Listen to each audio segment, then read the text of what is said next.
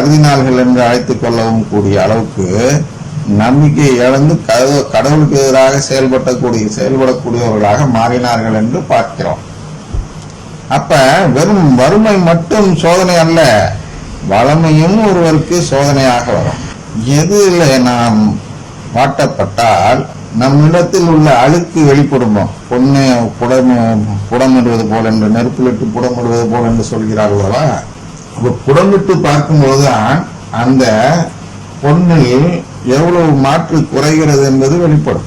அதுபோன்று நம்மை புடமிடும் நெருப்பாக இருக்கக்கூடியது வறுமை மட்டுமல்ல, வளமையும் தான். வறுமையில் வாட்டி வாட்டி பார்ப்பான் சாத்தான். வாட்ட நமக்கு நம்பிக்கை அதிகரித்து விட்டால் உடனடியாக என்ன செய்வான்? வளமையை கொடுப்பான்.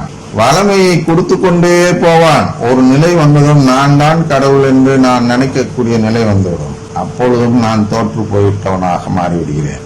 அதனால்தான் உலகத்தில் கத்தோலிக்கர் அல்லாதவர்களாக அநேக பணக்காரர்களாக இருக்கிறார்கள். என்றால் அவர்கள் எல்லாம் வறுமை கோட்டு கீழே தள்ளினால் அவர்கள் நிச்சயமாக நற்கருணை ஆண்டவரை தேடி வந்து விடுவார்கள் என்று சாத்தானுக்கு தெரியும். ஆனால் அவர்கள் அதை தேடாமல் அவர்களை மயக்கி வைப்பதற்காக அவர்களுக்கு செல்வத்தை கொடுத்து மயக்கத்திலேயே வைத்திருக்கிறார். இன்று கூட நற்செய்தி வாசகத்தில் அது வருகிறது. 2 எஜமானுக்கு ஒரு ஊழியர் வேலை செய்ய முடியாது என்று. அதில் செல்வம் ஒரு பக்கம், இன்னொரு பக்கம் சிலுவை. கடவுள் என்று சொல்கிறார், அதை கடவுளும் செல்வமும் சொல்கிறார். நாம் இன்றைய வார்த்தைகளில் பார்க்க வேண்டும் என்றால் ஒரு பக்கம் வளமை, இன்னொரு பக்கம் சிலுவை. ஆனால் எனக்கு வறுமையிலும் வாழ தெரியும், வளமையிலும் வாழ தெரியும். வயிறார உண்ணவோ பட்டினி கிடக்கவோ, புரியுதா? ரெண்டுலையும் நம்ம நம்பிக்கை விட்டு விடக்கூடாது. வயிறார உண்ணக்கூடிய நிலையும் நம்மளுக்கு கொடுப்பான் சாத்தான், பட்டினி கடந்து சாகக்கூடிய நிலையும் கொடுப்பான். நம்பிக்கையை மாற்றிவிட்டால் இதில் எது வேண்டுமானால் கிடைக்கும் என்று சாத்தான் ஆசை காட்டுவான். நிறைவோ குறைவோ எதிலும் எந்த சூழ்நிலையிலும் வாழ பயிற்சி பெற்றிருக்கிறேன்னா, வாழ பயிற்சி பெற்றிருக்கிறேன்னா என்ன வாழ? நம்பிக்கையோடு வாழ நான் பயிற்சி பெற்றிருக்கிறேன். எனக்கு வலுவூட்டுகிறவரின் துணை கொண்டு எதையும் செய்ய எனக்கு ஆற்றல் உண்டு. எந்த வலுவூட்டுகிறார்? நம்பிக்கையில் வலுவூட்டுகிறார். அவருடைய துணை கொண்டு எதை வேண்டுமானாலும் என்னால செய்ய முடியும். எப்படி வேணாலும் நான் அட்ஜஸ்ட் பண்ணி போயிடுவேன். யாருக்காக? அந்த கடவுளின் குடும்பத்தில் ஒரு உறவு பெற வேண்டும் என்பதற்காக. இது எதுவாக இருந்தாலும் நான் அதை ஏற்றுக்கொண்டு வாழ்வேன். ஆயினும் நான் பட்ட துன்பத்தில் நீங்கள் பங்கு கொண்டது உங்கள் நன்மனதை காட்டுகிறது. புரியுதா? அவர் துன்பம் அடைந்தார் பவுலடியார். அதனால் கடவுளை நெருங்க நெருங்க நமக்கு துன்பம் தான் காத்திருக்கிறார். அதான் சிலுவை நற்செய்தி என்று சொல்கிறோம். இந்த சபைகள் எல்லாம் என்ன செய்வார்கள்? கடவுளை நெருங்க நெருங்க உங்களுக்கு செழுமை வளமை காத்திருக்கிறது, வாருங்கள் ஆசீர்வாதத்தோடு இருக்கலாம் என்று அழைப்பார்கள். இல்லை, நாம் இதையெல்லாம் ஏற்றுக்கொள்ளும் விதத்தில் வாழ வேண்டும் என்று நமக்கு ஆறுதல் கொடுக்கும் விதத்தில் மறைவுரை கொடுத்தால்தான் மக்களிடையே நம்பிக்கை நிலைத்து நிற்கும். அதை விட்டு விட்டு உனக்கு ஆசீர்வாதம் கிடைக்கும், இந்த துன்பம்லாம் போகும்னு சொன்னீங்கன்னா இது வளமை நற்செய்தி. அப்ப சிலுவை நற்செய்தியை மறுதளிக்கிறீர்கள், மக்களிடையே கொண்டு சேர்ப்பதில்லை. அது அவர்களுக்கு ஒரு மீட்பிற்கான வழியாக காட்டப்படுவதில்லை. இது சிலுவை நற்செய்தி. ஆக மீட்பிற்கான வழியாக நீங்கள் வேற ஏதோ ஒரு நற்செய்தி, அதுதான் வளமை நற்செய்தியை காட்டுகிறீர்கள். இது ஒரு கடவுளுக்கு எதிரான செயலாகும், கடவுளுக்கு எதிரான ஒரு செயலாகும். எனவே இப்படிப்பட்ட எதிர்த்து செயல்படும் நிலையை நாம் மாற்றிக்கொள்ள வேண்டும். இவைதான் நமக்கு காத்திருக்கின்றன, இந்த சிலுவைகள் தான் நமக்கு காத்திருக்கின்றன. இந்த சிலுவைகள் தான் யாருக்கும் கிடைத்தது? பவுலடியாருக்கும் கிடைத்தது என்று நாம் பார்க்கிறோம். நான் நற்செய்தியை அறிவிக்க தொடங்கின காலத்தில் மாசிதோனியாவை விட்டு சென்றது. உங்களை தவிர வேறெந்த திருச்சபையும் என் வரவு செலவில் பங்கேற்கவில்லை. இதை நீங்களும் அறிவீர்கள். இது என்ன சொல்றாருன்னா, இது நன்கொடை கொடுப்பது குறித்து அடுத்து சொல்கிறார். அந்த நன்கொடை கொடுப்பது குறித்து மட்டும் பொழுது நீங்கள் அனுப்பியவற்றை எப்பத்திராத்துக்குவிடம் இருந்து பெற்று கொண்டு நிறைவுற்றி இருக்கிறேன். அவை நறுமணம் வீசும் காணிக்கையும் கடவுளுக்கு ஏற்புடைய உகந்த பலியும் ஆகும். அதான் இங்க சொல்ல வர. நன்கொடைகள் நாம் கொடுக்கிறோம் அல்லவா திருச்சபைக்கு. திருச்சபைக்கு என்பது வேறு, பிற சபைக்கு என்பது வேறு. திருச்சபை என்றால் என்ன என்றால் கடவுளின் குடும்பம். கடவுளின் குடும்பத்திற்கு நாம் கொடுக்கக்கூடிய நன்கொடை என்பது வேறு, இந்த கடவுளின் குடும்பத்தை நம்பாதவர்களுக்கு நாம் கொடுக்கக்கூடிய நன்கொடை என்பது வேறு. இதை நாம் முதலில் புரிந்து கொள்ள வேண்டும். திருச்சபைக்கு நன்கொடை கொடுப்பது என்பதில் 2 பகுதிகள் இருக்கின்றன. ஒன்று கடவுளின் குடும்பத்திற்கு நன்கொடை கொடுப்பது, இன்னொன்னு கடவுளின் குடும்பத்திற்கு எதிராக போதிக்கிறவர்களுக்கு நன்கொடை கொடுப்பது. இதில் எந்த நன்கொடை கடவுளின் குடும்பத்திற்கு எதிரான நன்கொடையாக இருக்கும் என்றால், இந்த அருங்கொடை இயக்கத்திற்கு கொடுக்கக்கூடிய ஒவ்வொரு பைசாவும் ஒவ்வொரு ரூபாயும் கடவுளுக்கு எதிரானது என்பதை நாம் தெரிந்து அவர்களுக்கு நன்கொடை கொடுக்க வேண்டும். அது யாராக இருந்தாலும் சரி, பங்கு தந்தை அருங்கொடை இயக்கத்துக்கு உதவுவோராக இருந்தாலும் அது கடவுளின் குடும்பத்திற்கு எதிராக செயல்படும் ஒரு செலவு செயலாகும். அதுபோன்று ஒரு ஆயர் அவர்கள் இந்த அருங்கொடைக்கு நன்கொடை கொடுத்தாலும் சரி, அவர்களுக்கு என்று ஒரு இடத்தை ஒதுக்கினாலும் சரி, அவர்களுக்கு என்று ஒரு கட்டணம் கொடுத்தாலும் சரி, அவர்களுக்கு என்று ஒரு பங்கு கொடுத்தாலும் சரி, இது அனைத்துமே கடவுளின் குடும்பத்திற்கு எதிராக செயல்படும் செயலாகும்.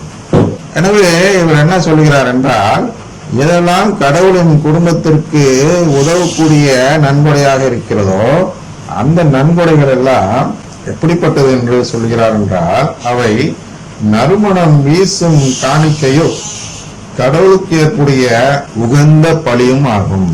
நாம் அதனால காணிக்கை பவனி எடுக்கிறோம். திருப்பலியில் காணிக்கை பவனி எடுக்கிறோம் அல்லவா, அது உகந்த பலியாக இதுவும் மாற வேண்டும் என்பதற்காக அந்த பலியோடு இந்த பலியை செலுத்தும் விதத்தில் நன்கொடைகளை காணிக்கையாக கொண்டு செல்கிறோம். அது ஒரு அடையாளம் தான்.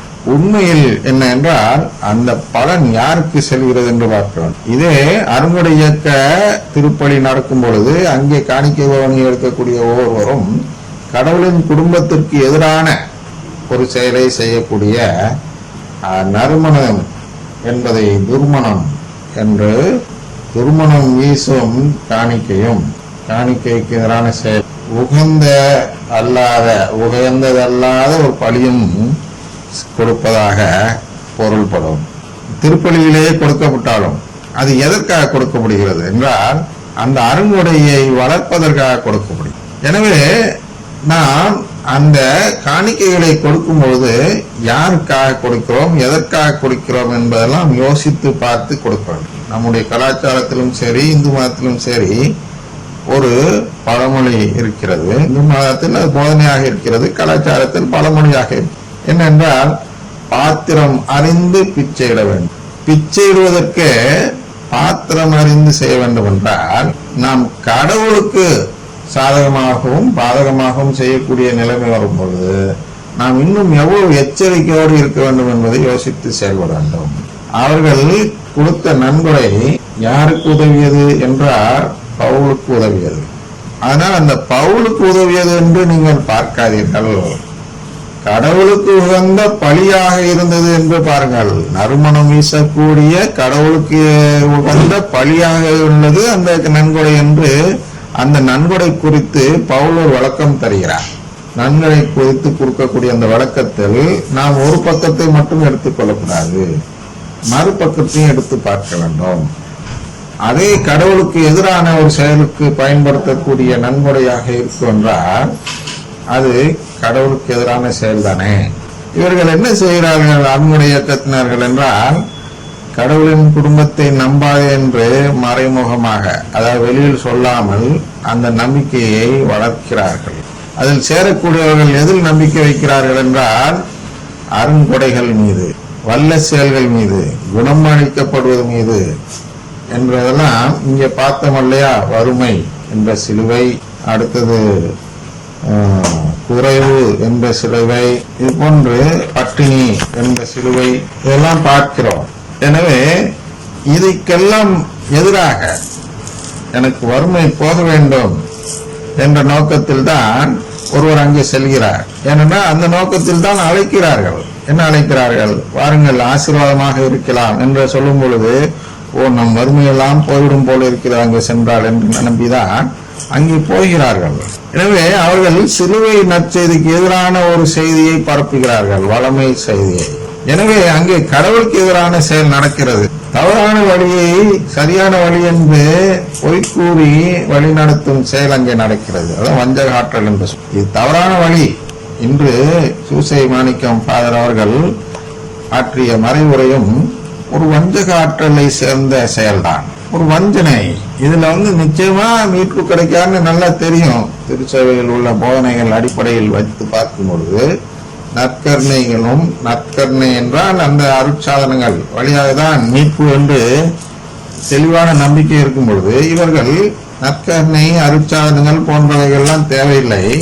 சிறிய செயல், ஒரு குண்டு ஊசியை எடுத்து குப்பையில் போட்டால் கூட அது மீட்புக்கான வழி என்று போதிக்கிறார். சிறுமலர் தெரசா அவர்கள் அவ்வாறு கூறியிருக்கிறார்களாம். அவர்கள் என்ன நோக்கத்தில் கூறினார்கள் என்பது அது வேறு. இவர் அதை மாற்றி இதெல்லாம் மீட்பு பெறுவதற்கான வழி என்று போதிக்கிறார். அது எதைதான் இப்பொழுது பார்க்க இருக்கிறோம். என்ன பார்க்க இருக்கிறோம் என்றால், அந்த நற்செய்தி வாசகத்தை இப்பொழுது பார்க்க, யார் உங்களை நம்பி உண்மை சொத்தை ஒப்படைப்பார் என்ற மைய கருத்தில் லூக்கா எழுதிய நற்செய்தி 16வது அதிகாரம் 9 முதல் 15 வரையிலும் உள்ள வாசகத்தை பார்க்கிறோம். உங்களை நம்பி ஒப்படைத்தல் நல்ல தெளிவா இருக்கு. தமிழில், ஆங்கிலத்தில் கூட வாசித்து காட்டினேன். இதில் தெளிவாக என்ன இருக்கிறது?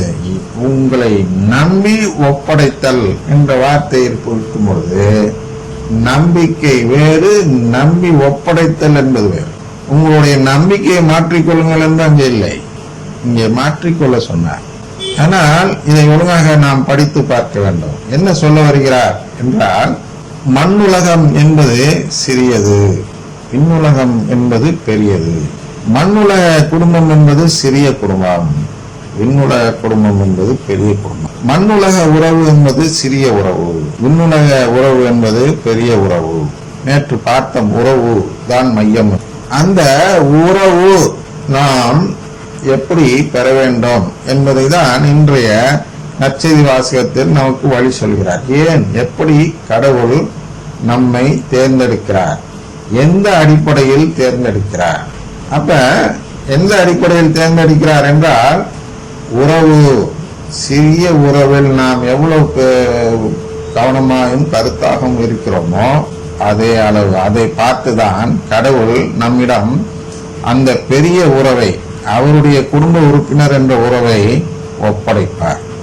அதான் சொல்ற, யார் உங்களை நம்பி உண்மை செல்வத்தை, உண்மை செல்வம் என்றால் அவருடைய குடும்பத்தில் ஒரு உறுப்பினராக மாறக்கூடிய உறவு என்ற செல்வம் தான் உண்மை செல்வம். அந்த உறவை யார் உங்களுக்கு கொடுப்பார் என்று சிந்தித்து பாருங்கள். இங்கேயே நாம் உறவை முடித்துக் கொள்பவர்களாக வாழ்ந்தோம் என்றால் அங்கே எப்படி அந்த உறவை கொடுப்பார்? ஆனால் நாம் இங்கே உறவை முடித்துக் கொள்ளாதவர்களாக வாழ வேண்டும். அதுதான் அந்த ஜெபத்தில் பார்க்கிறோம். என் குற்றங்களை மன்னியும் கேட்கறதுக்கு முன்னாடி, நாங்கள் பிறர் எங்களுக்கு செய்த குற்றங்களை நாங்கள் மன்னிப்பது போல் நீங்கள் எங்கள் குற்றங்களை மன்னியும் என்று கேட்கிறோம் அல்லவா? அதன் உட்பொருள் என்ன என்று நேற்று பார்க்கும்போது என்ன பார்த்தோம்? நாங்கள் அவர்களுடைய தவறுகளை மன்னித்து அவர்களோடு உறவை எப்படி முறித்துக் கொள்ளாமல் வைத்திருக்கிறோமோ அதுபோல் நீங்களும் என்னுடைய குற்றங்களை எல்லாம் மன்னித்து என்னுடைய உறவை முறித்துக் கொள்ளாத நிலையில் வைத்துக் கொள்ளுங்கள் என்று வேண்டுகிறோம். எனவே இங்கே சிறியவை என்பது இந்த மண்ணுலக உறவு. இதுதான் சொன்ன, தாய் தந்தை பெற்றோர்கள்லாம் உடலன்னா என் பின்னால் வரக்கூடிய சீடராக இருக்க முடியாது என்று சொல்வார் அல்லவா? அதுதான் இங்கே உறவு.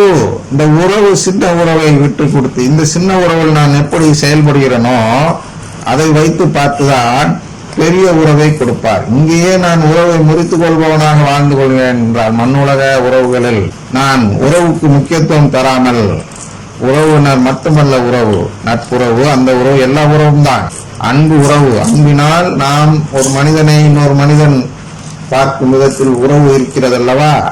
அந்த உறவுதான் சிறியவை. இந்த உறவை நாம் எப்படி பேணி காக்கிறோம் என்பதை பார்த்துதான் விண்ணரசின் உறவை நமக்கு கொடுக்க இருக்கிறார். இதுதான் அந்த மைய கருத்தின் பொருள். அது எப்படி சொல்கிறார் என்று இப்பொழுது வாசித்து பார்ப்போம்.